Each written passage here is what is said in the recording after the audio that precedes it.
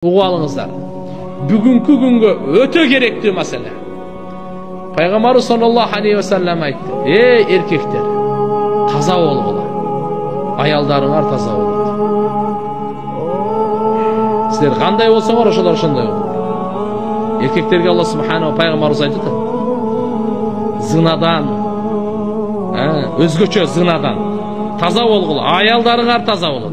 Сен таза болбосоң, тияк амчатак болот. Gözüңü aç, taza болгула" dedi.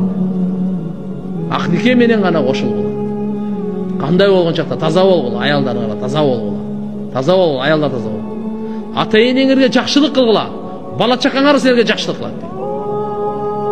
Ата энеңерге жакшылык кылып калгыла. Эгерде бала чакадан эртеге карыганда жакшылыкты үмүт кылсаң, анда бүгүн ата энеңе жакшылык кыл. Эки нерсени унутпайлы. Бүгүн азыркы ушу жашоодо өтө керектүү. Зынадан сактанайлы, ата энени урматтайлы. Кош көңүлдүк мындай кылып таштап койбойлу. Маани берейли.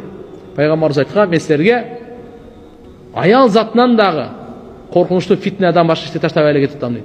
Мурунку фитналар болгон мал мүлк жана башка, бул үммөттүн фитнасы аялдар. Ошон үчүн ауду бика мин фитнатин ниса. Өзгөчө аялдардын фитнасынан сактаган. Аз куруларынан. Алла Таалам адал кылып бердиби? Адал менен жаша. Арамдан сактан бүттү.